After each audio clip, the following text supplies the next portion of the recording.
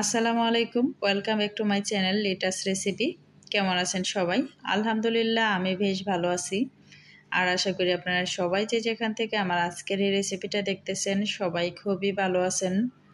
আজকে আমি আপনাদের সাথে শেয়ার করব খুব সাধারণ একটা রান্না, কিন্তু অনেক মজার, ডাটা আর আলু দিয়ে রুই মাছের ঝোল। তো চলুন আমি কিভাবে ডাটা আলু দিয়ে রুই মাছের ঝোল করি সেটা আপনাদের সাথে শেয়ার করি। ডাটা আলু দিয়ে রুই মাছের ঝোল করার জন্য প্রথমেই চুলায় একটা প্যান বসিয়ে দিয়ে প্যানটাকে গরম করার পরে দিয়ে দিয়েছি পরিমাণ মতো রান্নার তেল। তেলটাকে আবারও গরম করে নিব। তো এখন আমি দিয়ে দিব আগে থেকে লবণ আর হলুদ দিয়ে মাখিয়ে রাখা রুই মাছের পিসগুলো। এই রান্নাটা আপনি যে কোনো মাছ দিয়ে করে নিতে পারবেন। তো এখন আমি তেলটা গরম হওয়ার পরে দিয়ে দিচ্ছি রুই মাছের পিসগুলো, তারপরে উল্টিয়ে পাল্টিয়ে ভেজে নিব। তো আমার আজকের এই রেসিপিটা যারা আমার ইউটিউব চ্যানেল থেকে দেখতেছেন তারা আমার চ্যানেলটা সাবস্ক্রাইব করে সাথে থাকা বেল আইকনটা অল করে দিবেন। আর যারা আমার ফেসবুক পেজ থেকে দেখতেছেন আমার পেজটাকে ফলো দিয়ে সাথেই থাকবেন। তো মাছগুলোকে আমি একটু কড়া করে ভেজে নিয়েছি, এখন আমি নামিয়ে নিব।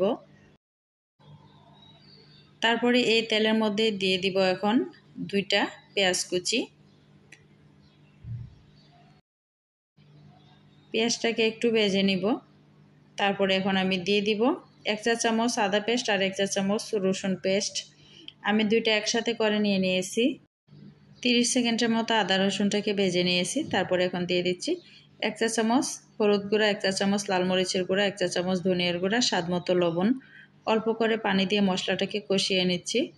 মশলাটা কষানো হওয়ার পরে এখন আমি দিয়ে দিচ্ছি আগে থেকে কেটে ধুয়ে নেওয়া ডাটা আর আলুগুলো। এখন আমি আলু আর ডাটাটাকে ভালো করে একটু মশলার সাথে কষিয়ে নিব। তো কষানোর সময় অবশ্যই ঢাকনাটা দিয়ে দিব। আমি 5 মিনিটের মতো কষিয়ে নিব। তো মাঝখানে আমি 1-2 বার একটু নেড়ে দিব। তো 5 মিনিটের মতো আমি কষিয়ে নিয়েছি। ডাটার আলুটা কিন্তু কষানো হয়ে গিয়েছে। এখন আমি দিয়ে দিব পরিমাণ মতো পানি। আমি যেহেতু ডাটা আর আলু দিয়ে রুই মাছের ঝোল করতেছি, তো সেজন্য পানির পরিমাণটা একটু বেশি করেই দিয়ে নিব।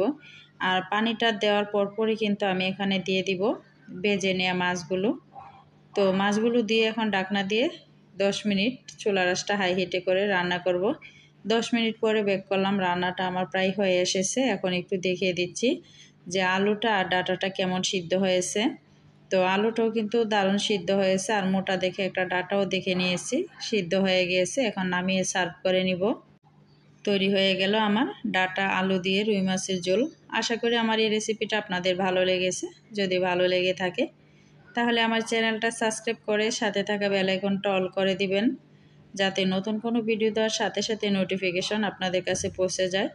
সবাই ভালো থাকবেন, সুস্থ থাকবেন। দেখা হবে নতুন কোনো রেসিপিতে। সেই পর্যন্ত সবাইকে আল্লাহ হাফেজ, আসসালামু আলাইকুম।